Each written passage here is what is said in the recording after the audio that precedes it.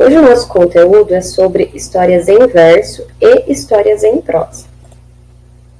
Bom, o capítulo 1 ele vai tratar da leitura de narrativas curtas que estão em prosa e em verso. O capítulo 1 ele está entre as páginas 4 e páginas 9. Então também vai tratar do uso dos sinais de pontuação como o travessão e a vírgula, e também o emprego e a função dos adjetivos quando acompanham os substantivos. Vamos lá? Bom, você sabia que as fábulas elas surgiram no Oriente Médio há muito tempo atrás, e elas eram transmitidas oralmente de pessoa por pessoa e de geração por geração. Isso acontecia em locais públicos como praças, festas populares, salões de bailes, e assim as fábulas eram transmitidas, eram contadas, não havia nenhum registro escrito naquele momento, elas eram apenas contadas do boca a boca, digamos assim. O primeiro fabulista de que se tem relato é Êxopo. Ele era um escravizado grego e ele viveu mais ou menos por volta do século VI a.C. As fábulas que Êxopo escrevia tinham como personagens animais, mas esses animais tinham características humanas, assim como continua até hoje. Outro grande fabulista que a gente pode falar é o francês Jean de La Fontaine. Ele recriava as fábulas escritas por Êxopo com a intenção de educar as pessoas da época. Então, foi assim que a moral das fábulas foi surgindo. No Brasil, nós temos um fabulista bem famoso, que eu acredito que todos vocês conheçam, que é o José Bento Monteiro Lobato, mas como Monteiro Lobato e autor do Sítio do Pica-Pau Amarelo. As características de uma fábula. Uma fábula é uma história curta, onde os personagens geralmente são animais, plantas ou objetos que têm comportamentos humanos. Então, ali do lado, nós podemos ver o Visconde de Sabugosa e a Cuca. Eles são personagens com essas características, né? As características bem marcantes de uma fábula. O Visconde de Sabugosa nada mais é do que um sabugo de milho, que, na verdade, na fábula é uma pessoa. E a Cuca é um jacaré que fala, que anda, que se veste e usa perucas, né? Então, todos esses personagens, eles têm características humanas, mesmo que eles não sejam. E uma fábula também, principalmente, assim, uma característica bem marcante, ela apresenta um conselho, uma moral no final dela. Então, ali na página 5, lá do livro didático de vocês, tem no exercício 2 uma lista de algumas fábulas e algumas outras histórias que não são fábulas. Vamos fazer comigo esse exercício? Então, olha lá. No primeiro quadrinho, no quadrinho rosa, nós temos títulos como Chapeuzinho Vermelho, Os Três Porquinhos, Cinderela, Branca de Neve, O Patinho Feio e O Príncipe e o Sapo. No segundo quadrinho, né, no azul, nós temos alguns títulos como A Cigarra e a Formiga, O Lobo e o Cordeiro, O Gato e o Galo, O Leão e o Rato, A Raposa e as Uvas, O Corvo e a Cegonha. Então, desses dois quadros, nós podemos perceber que alguns são fábulas, né? Um quadrinho é só de fábulas, e o outro quadrinho é de outros títulos. Então, nós sabemos que a Chapeuzinho Vermelho, ela é uma personagem humana que tem características humanas.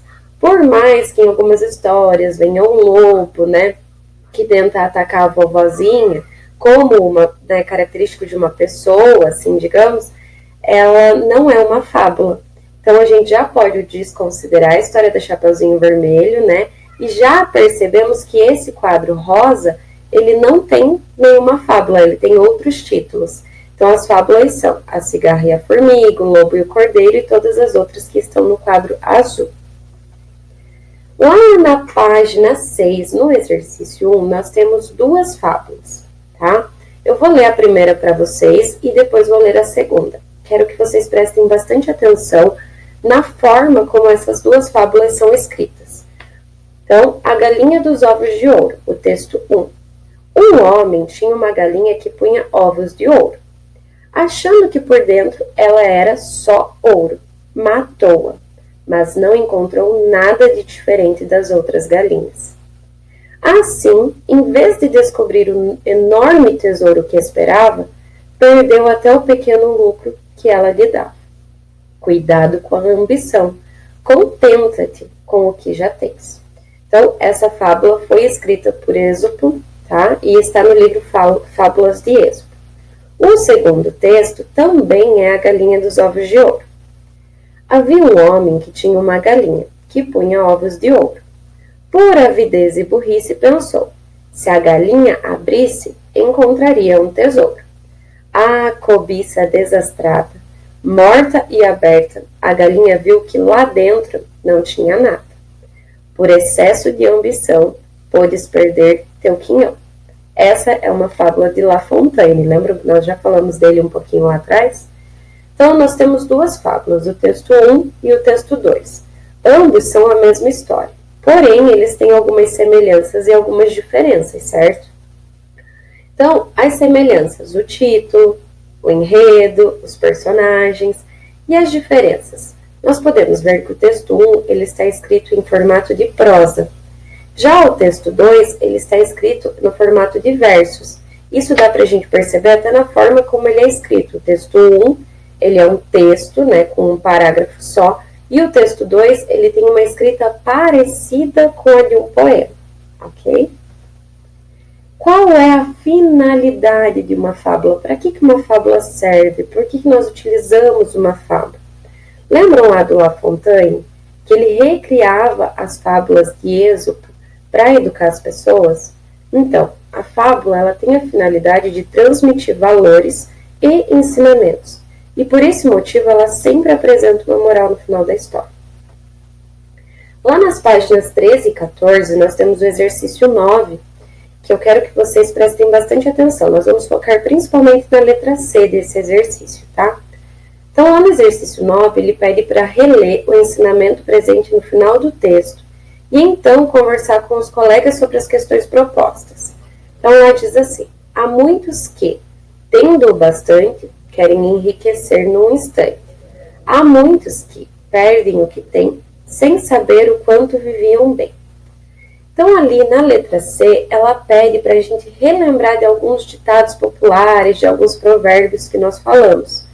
E ela pede para a gente fazer a relação desse ensinamento com um provérbio que a gente já conhece. Então, lá na letra C diz assim, a mensagem no final da fábula reproduz geralmente um provérbio ou dito popular. Dos provérbios a seguir, qual poderia servir de moral para a fábula que você leu? Então lá, a união faz a força? Será que é isso mesmo que quer dizer? É uma fábula onde todos estão juntos e em conjunto eles conseguem alcançar algo? Não. As aparências enganam? Também não, porque é uma fábula onde não fala sobre aparências. Quem tem tudo, quer tudo, perde? Então, será? Vejam lá. Há muitos que tendo bastante, quer dizer que eles já têm muito, querem enriquecer num instante. Então, eles já têm muito e eles querem muito ainda. Eles querem mais do que eles têm. Então, nós podemos considerar que o ensinamento que faz relação com o provérbio seria quem tudo quer, tudo perde.